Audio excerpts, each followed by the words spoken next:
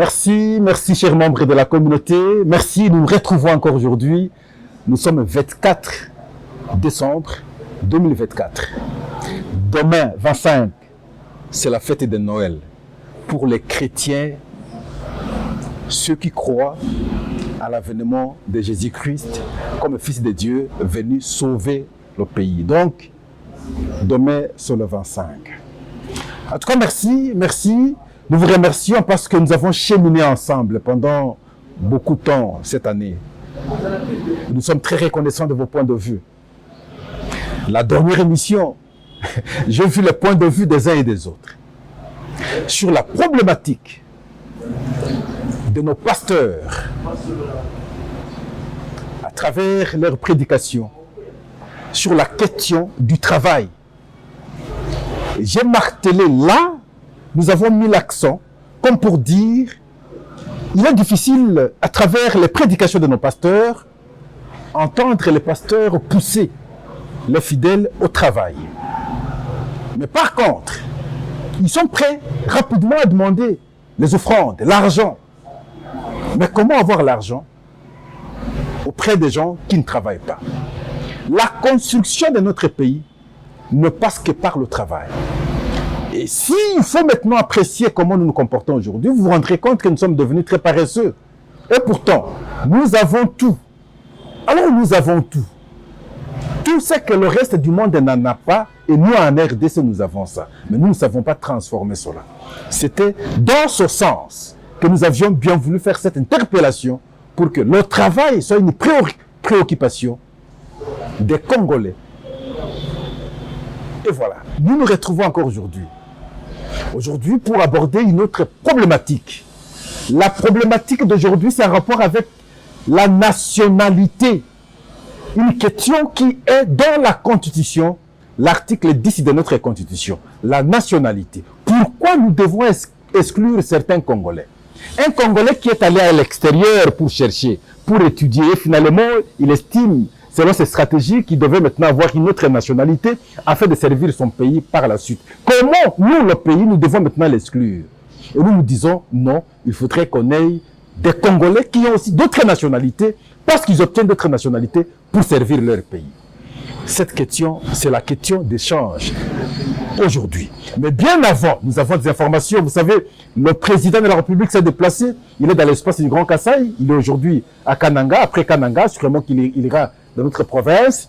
Et en fait, compte pour rentrer. Mais nous devons rappeler ici qu'il avait fait ce tour à son temps. Il avait annoncé certains travaux. Je crois qu'il est en train de vérifier. Mais je parle maintenant de mon cas, la province du Sankourou. Attention, si le chef de l'État va arriver au Sankourou, il va constater. Je pense qu'il sera le premier à être déçu. Parce que la manière dont les travaux se font pour la construction de l'aéroport national de Lodja, non, c'est hors norme.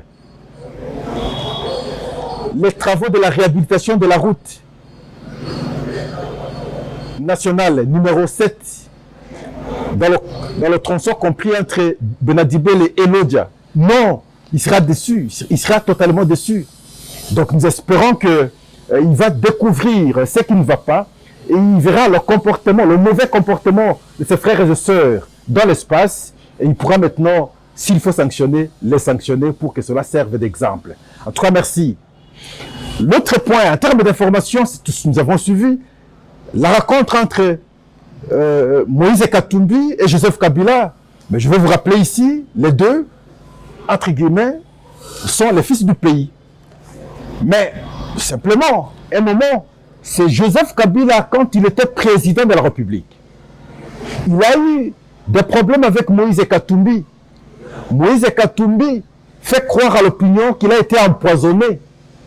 Et voilà pourquoi il ne sait plus rester avec sa famille politique de Joseph Kabila à son temps. Qui l'avait empoisonné? Tout le monde avait compris de qui il parlait. Il dit, les 3 pénaltys, sinon 2 pénaltys, il n'a pas accepté les mauvaises élections organisées à son temps. Qui gagnait ces élections? C'est Joseph Kabila.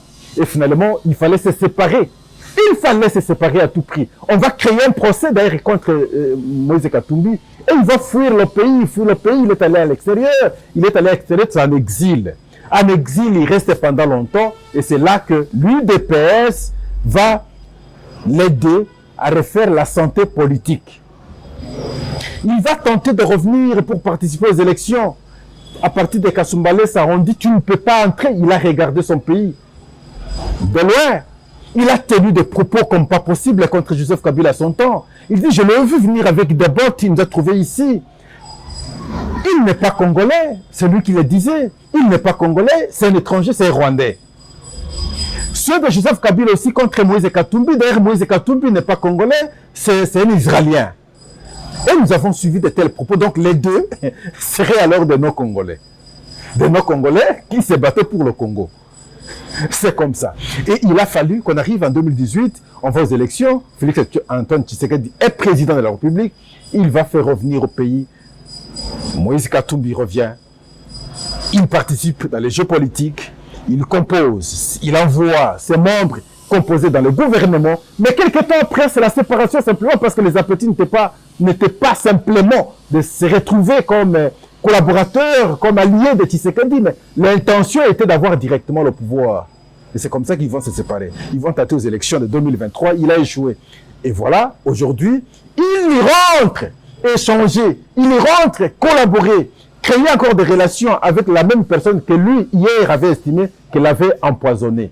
La même personne que lui considérait comme un non-congolais qui est entré au Congo avec des bottes. Et l'autre aussi, avec celui qu'on considérait comme un non-congolais parce qu'il serait des zombies.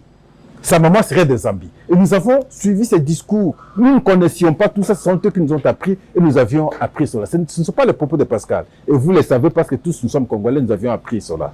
Mais moi, Pascal, je les considère tous deux comme congolais. Et voilà ce qui justifie l'argument selon lequel les accords, sinon les accords, les relations en politique se font et se défendent selon les intérêts. Hier, il n'y avait pas d'intérêt. Aujourd'hui, ils trouvent d'intérêt, ils sont ensemble. Mais posons-nous la question, quel est cet intérêt qui les met aujourd'hui ensemble? C'est simplement cette question de la révision de la Constitution. Initiative de Félix Tshisekedi.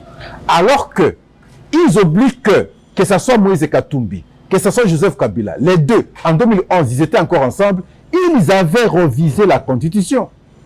Lorsqu'ils avaient révisé la Constitution, le problème ne s'est pas posé. C'est les députés de l'opposition qui se sont opposés à l'Assemblée nationale. Ce n'était pas question de la population. Parce que la compétence revient à l'Assemblée nationale. Parce que réviser la Constitution n'est pas une interdiction. Ils ont révisé la Constitution. Et Pascal, je dis, cette Constitution révisée en 2011, c'est une autre Constitution que nous avons parce que celle de 2006 n'est pas la même. Quand vous prenez l'élection du président telle que nous l'avons fait en 2006, ce n'est pas de la même manière que nous avons fait en 2011. Parce qu'en 2011, on a révisé la Constitution. Et donc, la révision de la Constitution apporte au changement de la Constitution. Nous amène une autre Constitution. Et c'est comme ça que nous avons structuré, nous comptons structurer la révision du changement de la Constitution. Mais pourquoi ils en font un problème aujourd'hui? Pourquoi ils veulent maintenant déstabiliser leur pays aujourd'hui? Parce que simplement, les autres réfléchissent sur comment réviser aussi la Constitution.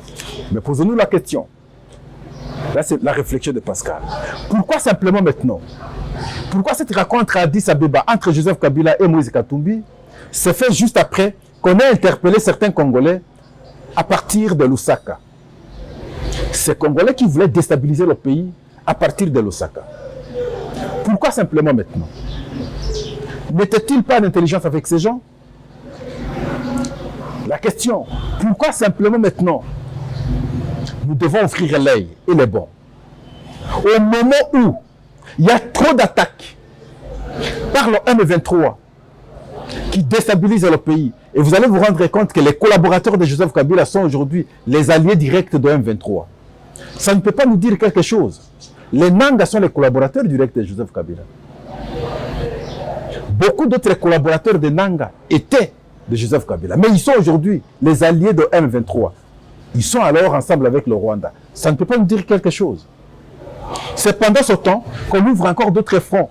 On organise d'autres mouvements. Dans un autre pays, proche ici, Lusaka, proche de Kasenga, proche. Mais ça doit nous dire quelque chose. Pourquoi simplement maintenant? Et c'est à ce moment-là qu'ils vont se rencontrer. c'est suspect. Nous devons être prudents lorsque nous avons de tels cas. En tout cas, merci. C'est juste une alerte. On revient à notre problématique. Question d'échange, question d'information, sinon, si vous voulez, question de débat. Malheureusement, il n'y a pas débat dans le sens des arguments croisés. Alors ici, nous parlons de la nationalité. Pascal défend ici tout Congolais d'origine, qui a quitté la République démocratique du Congo, qui est allé à l'extérieur dans un autre pays, qui est une autre nationalité. Et Pascal le défend, dit que celui-là, c'est un Congolais. On ne peut pas le conditionner, le fait qu'il ait une autre nationalité. On ne peut pas l'opposer l'article 210 actuel. Non. Les gens obtiennent des nationalités dans d'autres pays avec un seul objectif, d'obtenir ce qu'ils peuvent obtenir là, afin de venir servir leur nation. Et vous ne pouvez pas les renier maintenant, leur nationalité d'origine, du fait simplement qu'ils acquièrent une autre nationalité à l'extérieur, en dehors de notre pays, de façon stratégique pour bien se positionner afin de venir servir le pays un jour. Moi, je ne suis pas d'accord avec ça. Nous lisons l'article 210 de la Constitution. Vous allez comprendre comment elle a été mal formulée, à tout point de vue. L'article dit ceci, l'article 210. La nationalité congolaise est une et exclusive. Elle ne peut être détenue concurremment avec une autre. La nationalité congolaise est soit d'origine, soit d'acquisition individuelle. Est congolais d'origine.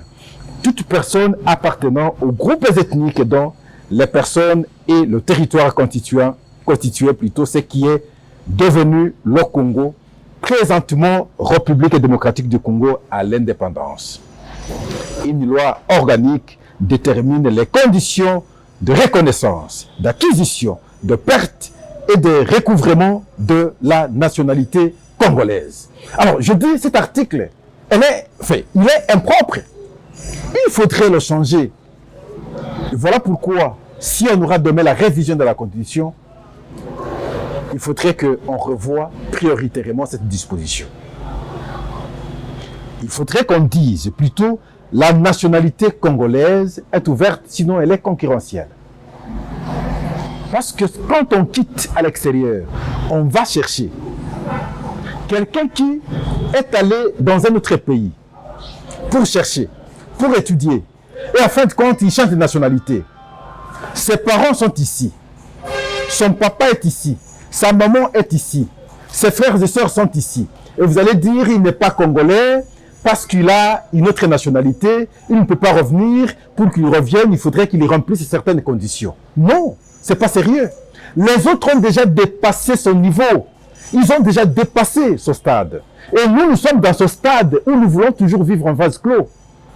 Il faut accepter, nos frères. Le problème se poserait à ceux qui viennent maintenant acquérir la nationalité congolaise. Même alors, là aussi, on ne devrait pas en faire un problème. Regardez ce qu'est devenue la France aujourd'hui. Qui fait la force de la France? Ce n'est pas les Français d'origine, mais c'est les Français. Ceux qui viennent d'autres pays sont ceux-là qui font la France d'aujourd'hui. Regardez les États-Unis. Qui font la force des États-Unis?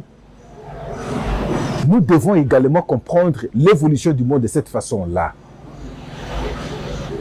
Mais par contre, lorsqu'on a dit qu'on est Congolais à partir de 60, du fait que, n'est-ce pas, mes parents, mes grands-parents sont au Congo depuis 60, je me suis dit, c'est pas possible. Comme si la RDC existait à partir de 60.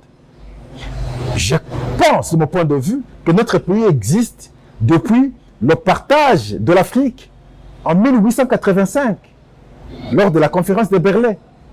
Nous avons ce pays depuis cette date-là. Et Congolais, celui qui, ses parents, ses ethnies, tout ça, existe dans cet espace depuis 1885.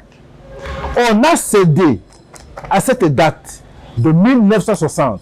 C'est pour servir principalement ici les Rwandais et les Tutsis qui sont au Congo depuis 60. Et parce que ce sont eux qui ont pris les armes avec le RCD, il fallait maintenant faciliter leur intégration comme Congolais. Et on a cédé à ça. Voilà pourquoi je propose, de mon point de vue, qu'on revoie cet article lorsqu'il y aura la révision de la Constitution pour qu'on soit plus élargi.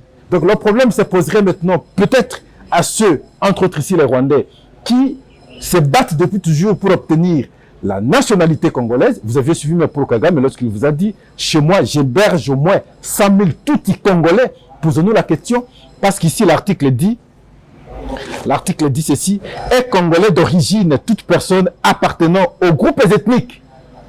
Est-ce que nous avions, depuis 1885, un groupe ethnique en RDC qui s'appelait Tutsi? Ça n'existait pas. Mais vous facilitez les choses, vous dites dont les personnes et les territoires constituaient ce qui est devenu la République démocratique du Congo à l'indépendance. Non. Je ne sais pas si vous sentez que sur le plan de la logique, sur le plan de la cohérence, ça ne passe pas.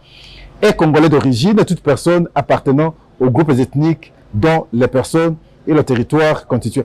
Mais les groupes ethniques, c'est ce que nous sommes. On ne peut pas définir les ethnies à partir de 60. Nos ethnies existent très bien longtemps. L'obtention de notre pays à la souveraineté nationale et internationale. On a été piégé. Il faut réfléchir là. Mais vous ne pouvez pas, à la peine de réfléchir à son niveau, préjudicier vos propres frères qui sont allés chercher ailleurs. Et parce qu'ils sont allés chercher ailleurs et qu'ils ont acquis d'autres nationalités, et donc, ils ont perdu leur nationalité d'origine. Non. C'est inexplicable. C'est illogique de mon point de vue. Ils ont fait ça pourquoi?